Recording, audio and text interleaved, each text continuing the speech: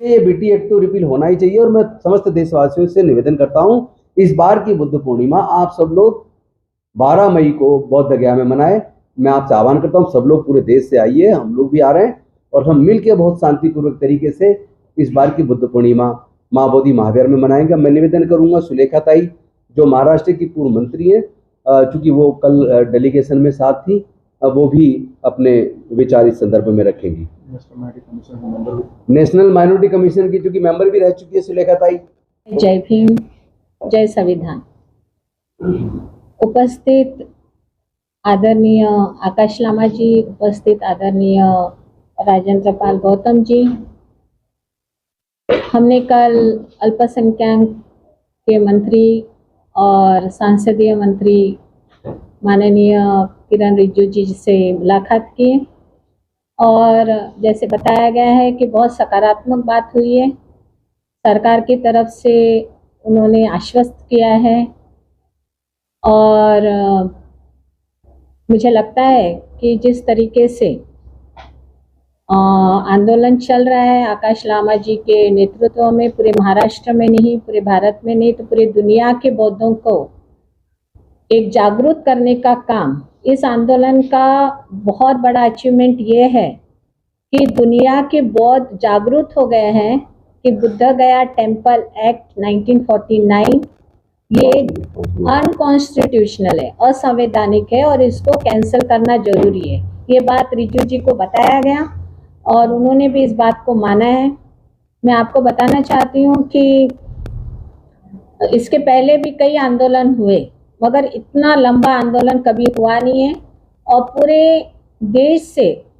लाखों की संख्या में लोग इसको समर्थन दे रहे हैं। तो हमने सोचा कि जिस तरीके से एक प्रेशर ग्रुप बनाया जा रहा है आंदोलन के माध्यम से, धरना के माध्यम से, मोर्चे के माध्यम से, उस तरीके से हमें कानूनी लड़ाई भी लड़ना जरूरी है और इसलिए हमने सुप्रीम कोर्ट में एक पिटीशन दाखिल किया है 9 तारीख को, 9 अप्रैल को। आप सब जानते हैं कि राम जन्मभूमि का जो डिसीजन आया है सुप्रीम कोर्ट से, तो भले ही राम जन्मभूमि का इशू लैंड से संदर्भित था मगर वहां पर जो भूमिका सुप्रीम कोर्ट ने ली थी उसमें एक आस्था का भी एक प्रश्न आया था कि ये राम जन्मभूमि हिंदुओं का आस्था की जगह है। तो हम ये चाहते हैं ये पिटीशन के माध्यम से, और हमने 1.5 पेज का जो राम जन्मभूमि का जजमेंट है उसको भी वहां पर हमने पेश किया है कि जिस तरीके सुप्रीम कोर्ट ने राम जन्मभूमि जो हिंदुओं का तीर्थ स्थान है उसको फेवर में उन्होंने जो निर्णय दिया है, उसी तरीके से भारत के नहीं तो पूरी दुनिया का श्रद्धा स्थान महाबोधि महाविहार है, जहां पर तथागत गौतम बुद्ध को बोधि प्राप्त हुआ, वो बौद्धों को सौंप देना चाहिए। और हमारे पिटीशन में ये बात हमने रखी। और अब भी जो करंट इशू चल रहा है वक्फ बोर्ड का, जिसमें ये सुप्रीम कोर्ट के जज खुद सवाल कर रहे हैं कि कोई कमेटी पर जहां पर मुस्लिम ये वक्फ बोर्ड होता है वहां पर गैर मुस्लिम नहीं होना चाहिए, खुद सुप्रीम कोर्ट ने भी इस बारे में दखल लिया है। तो मुझे ऐसा लगता है कि हमारी लड़ाई काफी हद तक अभी निर्णायक इस पर आ रही है, क्योंकि एक तरफ हम तो कानूनी लड़ाई लड़ेंगे और दूसरी तरफ हम आंदोलन की भूमिका से भी लोग सरकार पर प्रेशर डालेंगे।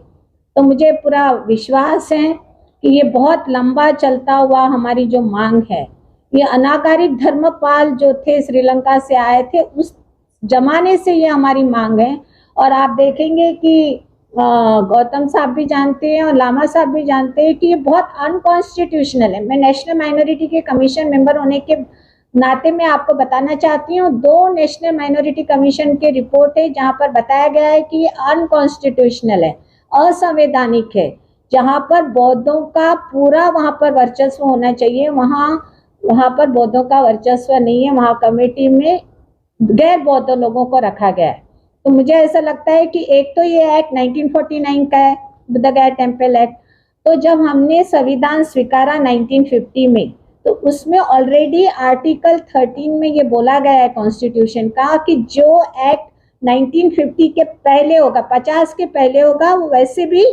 निरस्त समझा जाएगा। इसके बावजूद भी ये एक्ट जमाने से कई सालों से चल रहा है और इसलिए सुप्रीम कोर्ट में जाना फंडामेंटल राइट है, हर एक को अपना अधिकार है। परम पूज्य डॉक्टर बाबा साहब आम्बेडकर ने जो संविधान दिया,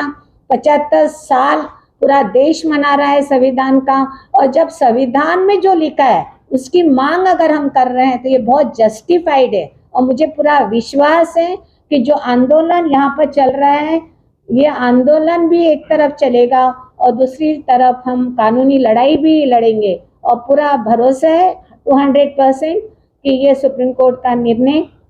और आंदोलन ये सफल होगा, और ये महामुक्ति का जो हमारा महाबोधि विहार है ये बौद्धों को सौंपा जाएगा। धन्यवाद। जय भीम। और